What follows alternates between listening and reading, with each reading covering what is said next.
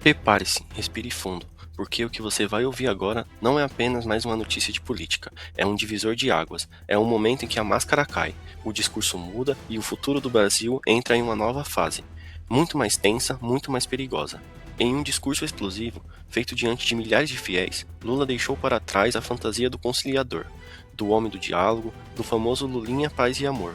Essa versão acabou, morreu, foi enterrado em praça pública. O que surgiu no lugar foi algo muito mais duro, mais agressivo, mais direto. Um Lula que fala em confronto, em embate, em guerra eleitoral. A mídia tradicional tentou tratar o episódio como retórica de palanque, como força de expressão, mas as palavras ditas ali têm peso, têm intenção, têm consequência. Hoje você vai entender o que realmente foi dito, o que está por trás dessas declarações e por que esse discurso muda completamente o cenário das eleições de 2026. Não pisque, porque depois disso sua visão sobre o que vem pela frente nunca mais será a mesma. Voltamos ao cenário. Salvador, um sábado de festa, comemoração dos 46 anos do Partido dos Trabalhadores.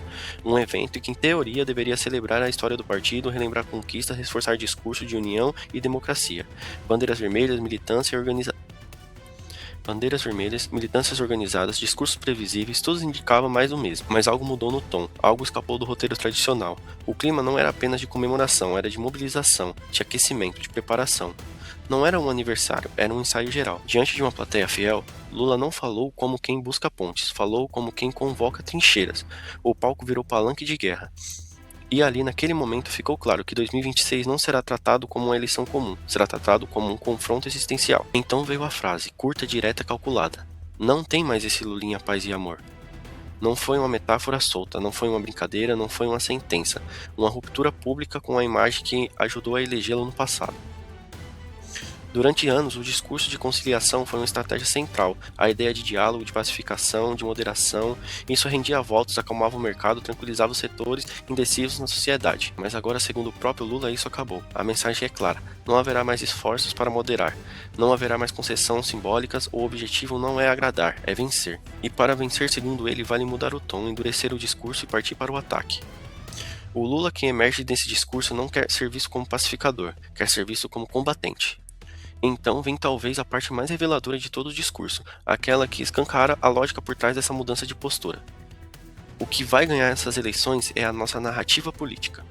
Essa frase não é aleatória, ela revela uma estratégia clara. A batalha principal não será apenas nas urnas, mas na construção da realidade percebida pela população. Quando Lula fala em nossa narrativa, ele deixa implícito que haverá um esforço massivo para impor uma leitura específica dos acontecimentos, neutralizar as críticas e desestimar a oposição. A verdade objetiva passa a ser secundária. O que importa é quem conta a história, como conta a história e com que intensidade. E mais, ele não pede moderação, ele pede ousadia, pede enfrentamento. Segundo as suas próprias palavras, não é possível ficar quieto, não é possível ser contido, o tom precisa subir, porque do outro lado o confronto já está em curso, e é a lógica do ataque preventivo. E então chega o momento mais grave, a frase que transformou todo o discurso em algo muito maior do que a retórica eleitoral. Essa eleição vai ser uma guerra, e nós vamos ter que estar preparados para ela. Guerra, a palavra não é leve, não é casual, não é neutra. Quando o presidente da República descreve uma eleição como guerra, ele redefine completamente o ambiente democrático. Ele transforma o adversário em inimigo, o debate em combate e a discordância em ameaça. E Lula não para por aí. Ele convoca seus aliados a serem mais desaforadores e abandonarem qualquer postura contida. Não fiquem quietinhos. O recado interno é direto: ataque, reaja, pressione e não recue. Isso não é apenas uma mudança de tom, é uma mudança de mentalidade. As eleições de 2026, segundo esse discurso, não será apenas sobre propostas, ideias ou projetos de país. Será uma disputa de poder total, onde o objetivo é esmagar a narrativa do outro lado. É o fim da diplomacia política como estratégia central. É o início de uma campanha baseada em confronto permanente. E quando o líder máximo de um projeto político adota esse discurso, toda a base se sente autorizada a agir da mesma forma. O impacto disso é profundo. O clima político endurece, as divisões se aprofundam, o espaço para o diálogo diminui. O Brasil, que já vive um cenário da polarização extrema, recebe agora um empurrão ainda maior, rumo ao conflito político permanente. Não se trata apenas de palavras. Palavras mudam comportamentos, palavras legitimam ações. Quando se fala em guerra, alguém sempre acaba pagando o preço. Esse discurso não pode ser ignorado, não pode ser relativizado e não pode ser tratado como um exagero de palanque.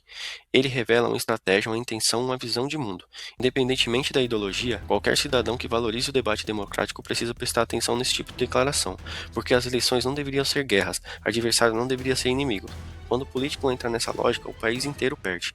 O que foi dito em Salvador não ficou em Salvador. As consequências são ecoar até 2026 e além. Essa informação é um alerta. Não fique em silêncio, não deixe de ser varrido para debaixo do tapete. Compartilhe, discute, questione. O futuro do Brasil não será decidido apenas nas urnas, mas nas consciências de cada cidadão. É a atitude de agora que faz a diferença.